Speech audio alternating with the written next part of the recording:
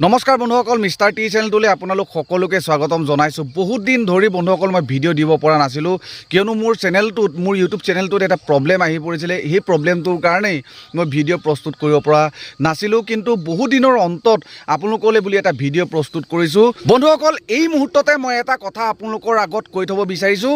জোনমণি ৰাভাৰ মাতৃৰ মাত্ৰ এটা কাতৰে নাইবা মাত্ৰ এটা অনুৰোধে হয়তো জোনমণি ৰাভাৰ ৰহস্যজনক মৃত্যুৰ আঁৰৰ যিটো ৰহস্যটো হয়তো উদ্ঘাটন হ'ব পাৰে।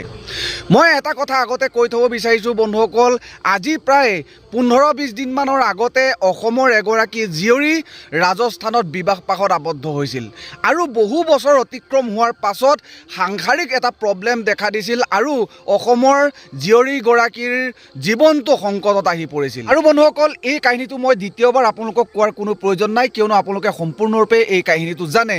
যেতিয়া এই অসমৰ জীয়ৰীগৰাকীৰ জীৱনটো সংকটত আহি পৰিছিল, তেতিয়া অসমৰ এই জীয়ৰীগৰাকীয়ে এটা কাতৰ কৰিছিল অসমৰ বীৰ লাচিত সেনাক।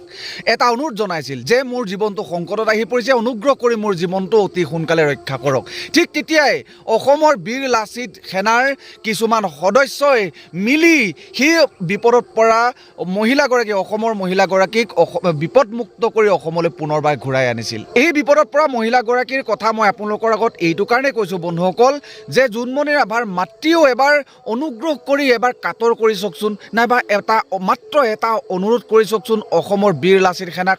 হয়তো এই কাতৰে নাইবা এই অনুৰোধে এই তদন্তৰ যিটো ৰহস্য, এই ৰহস্যটো হয়তো উদ্ঘাটন হয়েই বা নে কি কয় বন্ধুসকল? অনুগ্ৰহ কৰি আপোনালোকৰ মনৰ মনোভাৱখিনি প্ৰেৰণ কৰিবচোন।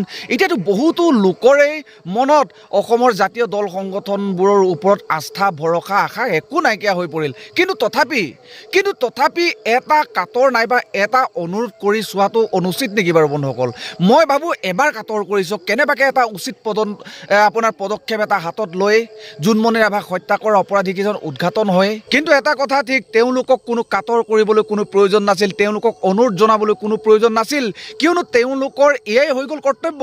অসমৰ জনসাধাৰণৰ সমস্যা দূৰ কৰাটোৱে হৈ গ'ল জাতীয় দল সংগঠনৰ কৰ্তব্য।